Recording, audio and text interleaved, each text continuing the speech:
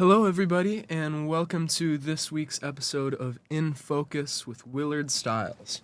I'm your host, Willard. I hope you all are having a wonderful Sunday. It is a beautiful day outside here in Sacramento, California, where we're recording this episode. And, not too cold yet, but still nice and breezy. I am just going to go ahead and jump into our main topic for today. Now, this is something you might have heard about all over the news. You might have seen it in the streets. You might have had friends who talked about it. And in fact, in the year 2023, Vivek Murthy, Joe Biden's Surgeon General, even declared it an epidemic. Now, what I'm talking about today is not any usual disease, but loneliness. Now, some say that we're living in the loneliest era in human history. I wanted to find out if that was true, so I've gathered together a group of experts here to talk with me about it. So in addition to myself, we will have Dr. William Squeaksy, a public intellectual known for research in cheese sciences, Professor Jeffrey Burke, a young expert in social interaction of all kinds, known for his New York Times best-selling books, and Dr. Marcia Clausen, a professor world-renowned for her maze navigation skills, although I've heard she makes a really good lasagna as well. Now, not too long ago, The Atlantic published an article by author Derek Thompson that I found very interesting. It was about the epidemic of loneliness and basically just a wide variety of perspectives on it. So I will begin our conversation here by reading a short passage from Derek Thompson's article. The heading is "The Bar is Closed." He writes, "A short drive from my home in North Carolina is a small Mexican restaurant, with several tables and 4 stools at a bar facing the kitchen. On a sweltering afternoon last summer, I walked in with my wife and daughter. The place was empty, but looking closer, I realized that business was in fact booming. The bar was covered with to-go food, 9 large brown bags. As we ate our meal, I watched half a dozen people enter the restaurant without sitting down to eat. Each one pushed open the door, walked to the counter, picked up a bag from the bar, and left. In the delicate choreography between kitchen and customer, not a word was exchanged.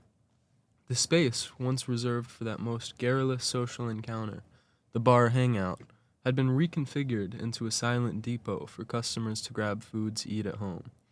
Until the pandemic, the bar was bustling and popular with regulars.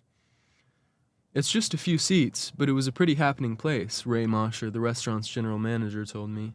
I can't tell you how sad I've been about it," she went on. "I know it hinders communications between customers and staff to have to-go bags taking up the whole bar. But there's just nowhere else for the food to go." She put up a sign that said, "Bar seating closed." The flip side of less dining out is more eating alone. The share of U.S. adults having dinner or drinks with friends on any given night has declined by more than 30% in the past 20 years. There's an isolationist dynamic that's taking place in the restaurant business, the Washington, D.C. restaurateur Steve Salas told me. "I think people feel uncomfortable in the world today. They've decided that their home is their sanctuary. It's not easy to get them to leave. Even when Americans eat at restaurants, they are much more likely to do so by themselves. According to data gathered by the online reservations platform OpenTable, solo dining has increased by 29% in just the past 2 years. The number one reason is the need for more me time."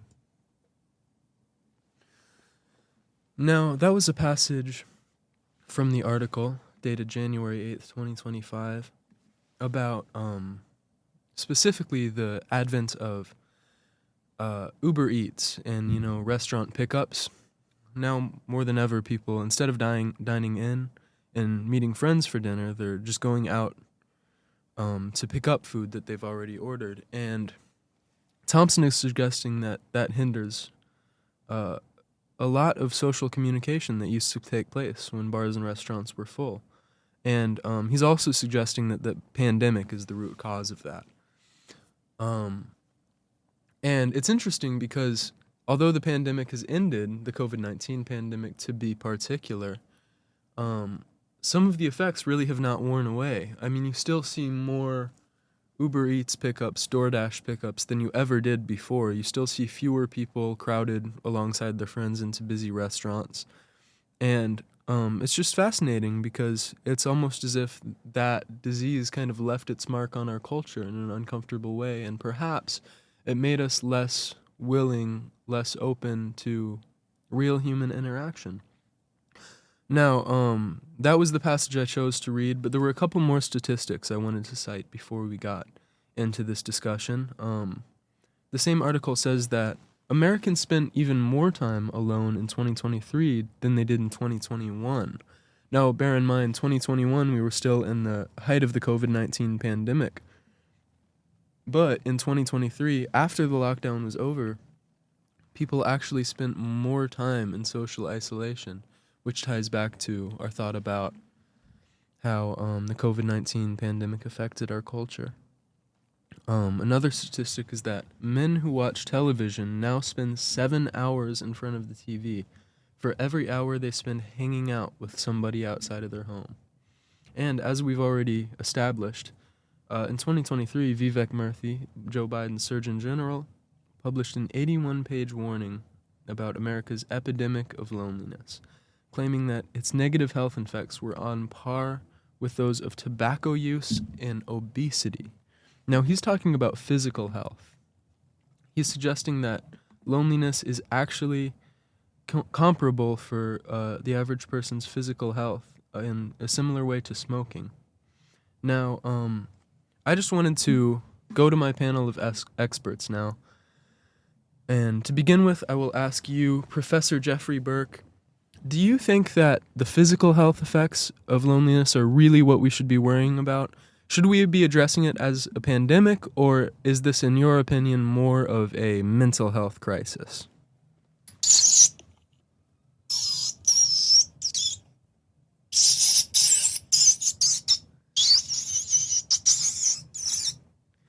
So you're leaning towards, if I hear you right, addressing it as more of a mental health crisis?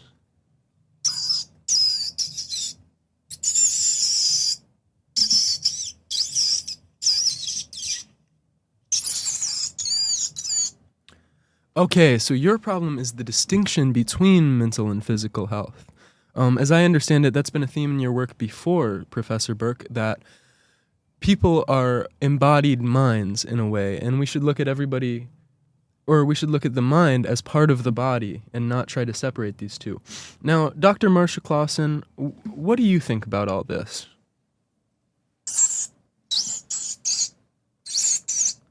Wow, interesting point. Go on.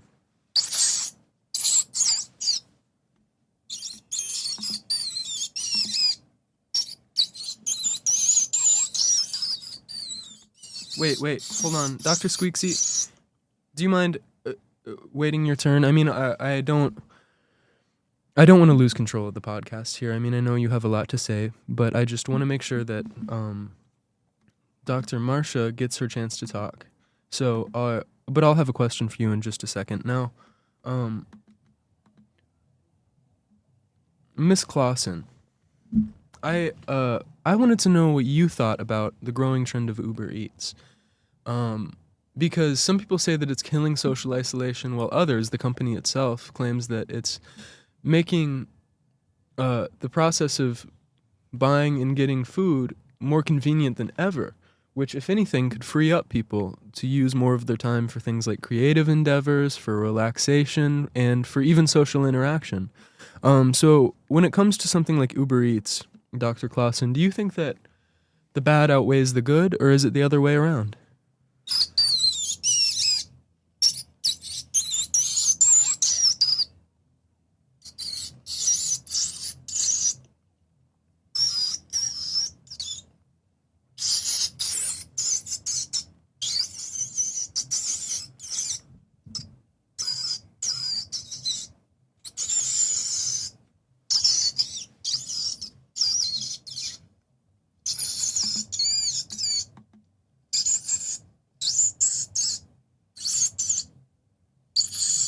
Wow, so for you it's about social priorities, not exactly social practices. That's really interesting. Could you say a little bit more about that?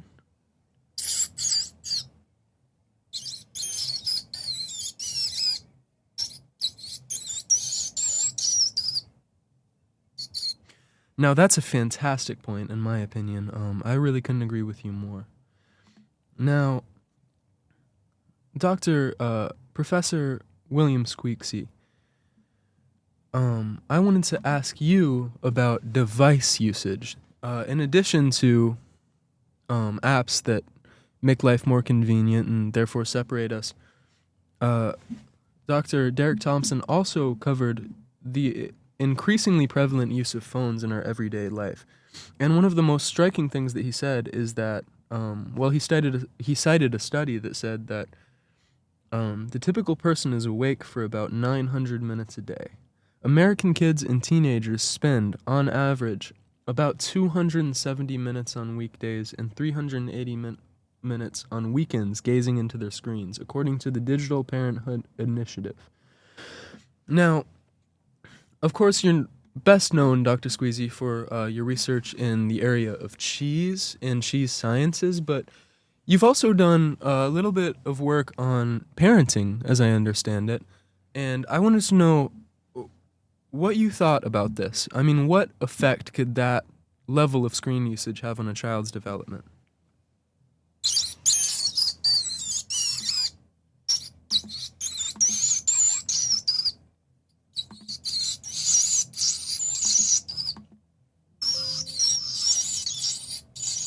Wait, Professor Burke, wait your turn. I'm sorry. Don't get into an argument, guys. There's no need to argue. We all have things to say, and I promise you'll all get your chance to talk. Here, Professor Squeaksy, can I hear you finish your point?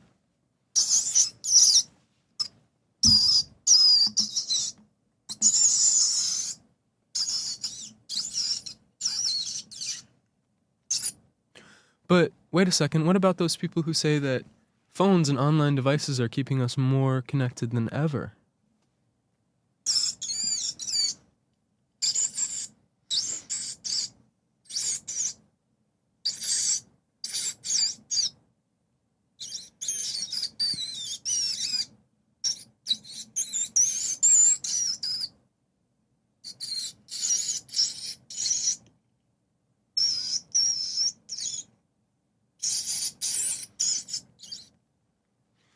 Wow, so I find that fascinating. I mean, you seem to think that people now are constantly connected, but that means that they're less deeply connected.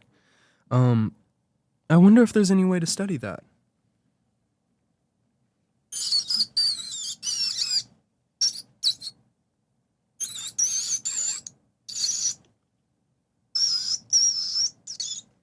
Oh, I can certainly echo that. I mean, I remember, it feels like, when I was a kid, I had friends who were really, really, really close to me. And, we didn't have any smartphones or anything back then. So, it felt like, we were just kids, but when we spent time together, we were really spending time together. And now that I'm an adult, it feels like I have all these friends. I mean, to be honest, you three, Dr. Squeaksy, Dr. Clausen, Dr. Burke, I guess I should just call you by your first names. William, Marcia, Jeffrey. You three are not just experts in this field, but you're three of my best friends.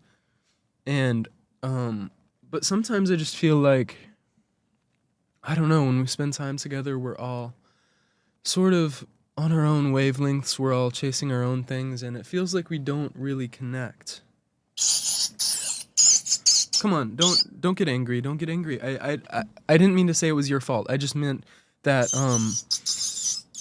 I'm sorry. I didn't mean to say it like that. I just meant that I don't know. I just don't always feel like there's the same connection that I've really been chasing, and I feel like I talk, and sometimes it seems like, sometimes it just seems like you understand me so well, but sometimes it feels like you have no clue what I'm saying at all, and I'm sorry. I apologize for everything I said. I didn't mean it like that. Really, you guys are great friends, And I'm sorry that this discussion has gotten so heated. Maybe we should bring it back to the literature. Now, Derek Thompson also wrote that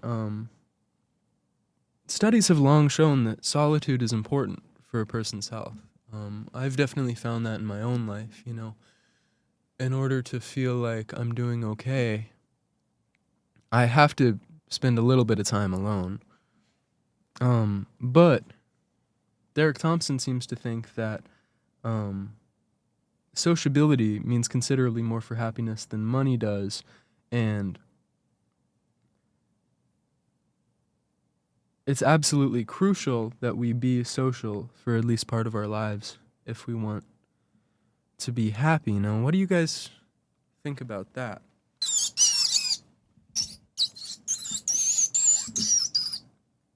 So you think like I do that it's absolutely very important to have friends.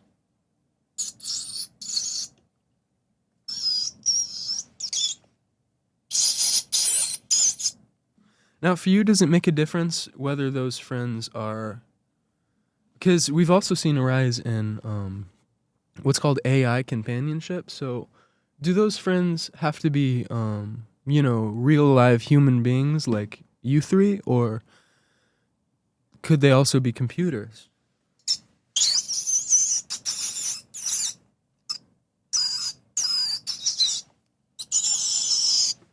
You think no.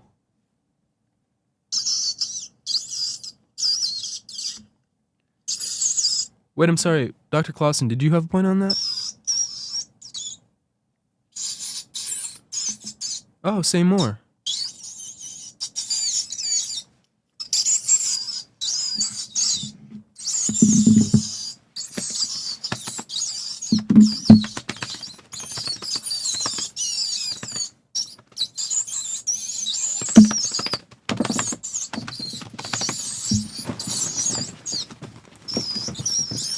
Wait, hold on.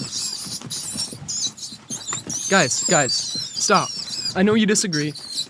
I know you guys are always disagreeing, but Stop.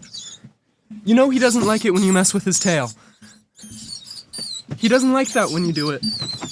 Guys, break it up. Break it up. You can't be fighting like this. Guys, settle down.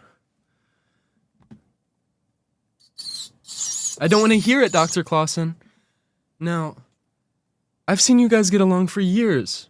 I've known you guys for years, and you've always been fighting, and it feels like you just can't make up, you two. Dr. Burke, Dr. Clausen, I want you two to look each other in the eyes. Shut up, just for 1 second. No, Dr. Burke, this isn't your time to talk. I want you guys to make up, okay? Now, our friendship is so important to me, and I feel like we can't be friends unless we're all friends, okay? So will you guys settle down? I promise everything is going to be all right. There'll be enough food for everybody. Dr. Clausen, we just need to wait for more of the apples to rot so that way you can chew them. I know your teeth are weak. Now, let's talk a little bit more about AI for a second. The article written by Derek Thompson says on page 18, the antisocial century has been bad enough. More anxiety and depression, more need for chaos in our politics, but I'm sorry to say that our collective detachment could still get worse, or to be more precise, weirder. In May of last year, 3 employees of OpenAI, the artificial intelligence company, sat on stage to introduce ChatGPT's new real-time conversational speech feature. A research scientist named Mark Chen held up a phone and, smiling, started speaking into it. Hey, ChatGPT, I'm Mark. How are you? Mark said. Hello, Mark, a cheery female voice responded. Hey, so I'm on stage right now, Mark said. I'm doing a live demo, and frankly, I'm feeling a little bit nervous. Can you help me calm my nerves a little bit? Oh, you're doing a live demo right now? The voice replied, projecting astonishment with eerie verisimilitude. That's awesome. Just take a deep breath and remember, you're the expert here. Mark asked for feedback on his breathing before panting loudly like somebody who'd just finished a marathon. "Whoa, slow," the voice responded. "Mark, you're not a vacuum cleaner." Out of frame, the audience laughed. Mark tried breathing audibly again, this time more slowly and deliberately. "That's it," the AI responded. "How do you feel?" "I feel a lot better," Mark said. "Thank you so much." AI's ability to speak naturally might seem like an incremental update, as subtle as a camera lens refinement on a new iPhone. But according to Nick Epley, fluent speech represents a radical advancement in the technology's ability to encroach on human relationships. Once an AI can speak to you, it'll feel extremely real, he said, because people process spoken word more intimately and emotionally than they process text. For a study published in 2020, Epley and Amit Kumar, a psychologist at the University of Texas at Austin, randomly assigned participants to contact an old friend via phone or email. Most people said that they'd preferred to send a written message, but those instructed to talk on the phone reported feeling a significantly stronger bond with their friend and a stronger sense that they'd really connected. This is because, as Thompson says, speech is riddled with what are known as paralinguistic cues, such as emphasis and intonation, which can build sympathy and trust in the minds of listeners. We communicate not just through our words, but with our voices, with our body language, and now that AI is starting to develop not just the ability to generate text, but the ability to speak and sound more and more like a human being, some think that it will encroach dangerously on our ability to connect as humans, as all four of us are. Now, Dr. Clausen, what do you think about this?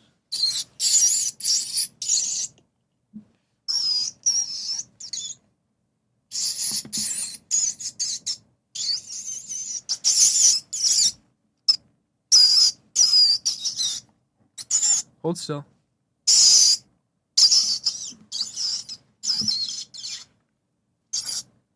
Wow, so you think that AI really is as dangerous as people say?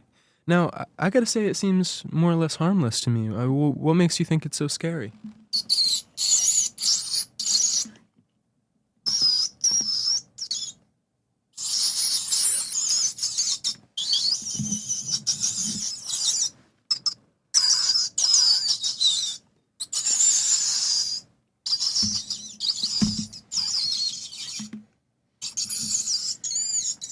Wow, that's fascinating. So, you think that as AI companions, like the one demonstrated in that anecdote, get more and more lifelike, they'll increasingly fill the space that used to be filled by social interaction?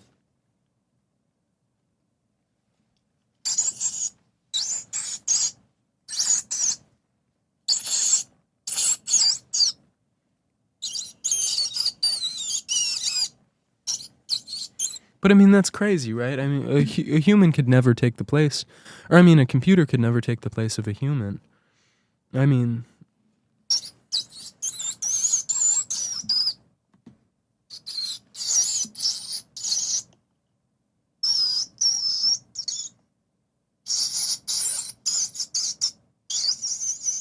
wait, guys, hold on. I'm sorry. I think I'm gonna have to pause the recording a second. My friend Ryan just walked in. Is that you? That's you, right, Ryan? Hello, how are you doing today? Oh, hey.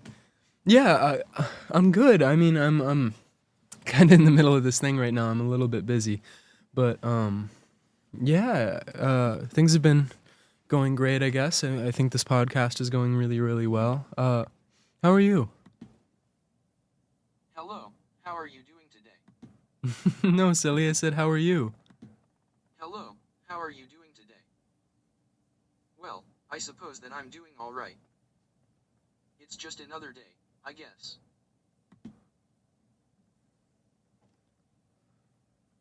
Okay. I mean, I hope you're happy. Has anything interesting happened to you? Actually, this really funny thing happened to me this morning. I was at a coffee shop, and I ran into an old friend named Mark from high school. We got to talking, and it turns out he is married now, and that his wife was using the bathroom. Then, Just a minute later, she comes OT of the bathroom, and it is my coworker Rebecca. Isn't that crazy? I've heard her talk about her husband Mark 1,000 times, but I never knew that it was the same Mark I'd gone to high school with. Isn't that crazy? Wow, yeah, that is crazy. That's unbelievable. I mean, wow, I can't even imagine, especially since you went to high school all the way back in Denver, you know. It's hard to believe that anybody was even there. Isn't that crazy? Yeah, it is crazy. Did you like my story? Yeah, I liked your story. Did you like my story? Yeah, I did, I promise. Are you sure? Yeah, I did. I promise. I mean, you heard me laughing, right? I wasn't faking laugh. I don't know how to fake laugh. I can't even do that. Are you sure? Yes, I'm sure. You can tell me if you didn't like it. God, you get so needy sometimes. I get worried about you, Ryan. It's like, whatever I tell you, it just isn't enough. You never trust yourself. You can tell me if you didn't like it. I liked it. Willard, can I ask you something? Yeah, of course. You can ask me anything. I mean, we've been friends for, 5 years now? There's nothing you can't ask. Why are you always talking to rats? I'm sorry, I don't think I understand. What do you mean? Why are you always talking to rats? What rats? I don't... Why would I talk to rats? That's so stupid. They couldn't even answer me when I talked. You're always talking to rats. No. They're not rats. They're my friends. And guys, you're my friends, right? Dr. Clausen? I mean, we've been friends for years now. I mean, you guys aren't just my friends, you're my best friends. I mean, yeah, I get mad at Ryan sometimes because it feels like he just doesn't understand. And it feels like I try to tell him how I feel, and it's like he's just not even really listening. I look at him and it's like he just looks at me back blankly, but sometimes you guys do the same thing, and I just don't know what to think. And wait, guys, Dr. Burke, Dr. Clausen, stop it. Guys, stop. You know about the thing with his tail. You know he doesn't like that. Guys, break it up. Break it up before somebody gets hurt. We can talk this through. Guys, stop it. Guys, calm down. It's gonna be okay, I promise. Ryan, are you still there? None of US are real. None of US are real. None of US are real. None of US are real. None of US are real. Ryan, what are you talking None about? of US are real. None of US are real. You're all real. US are real. None of US are real. You're all real. None of US are real. Don't say that. None of US are real. None of US Just are because real. I don't have friends like other people None have, of US are real. None of US are real. it doesn't mean I'm some kind of freak. It doesn't mean I'm some kind of weirdo. None of US are real.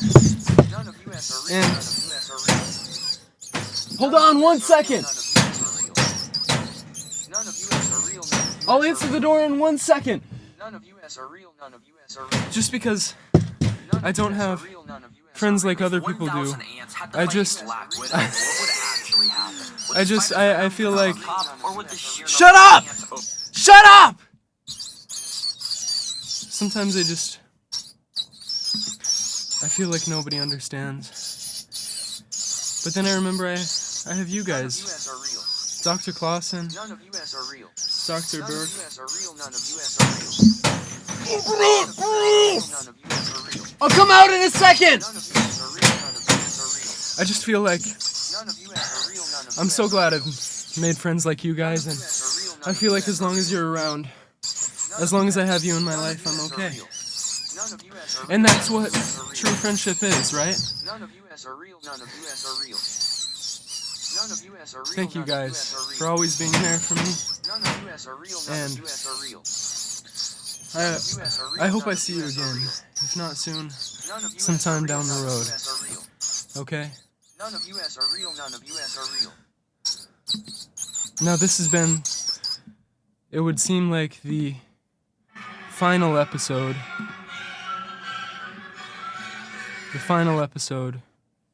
of Heavy Focus with Willard Stiles. I hope you guys have had a good listening experience, and if I don't see you again, thank you for listening.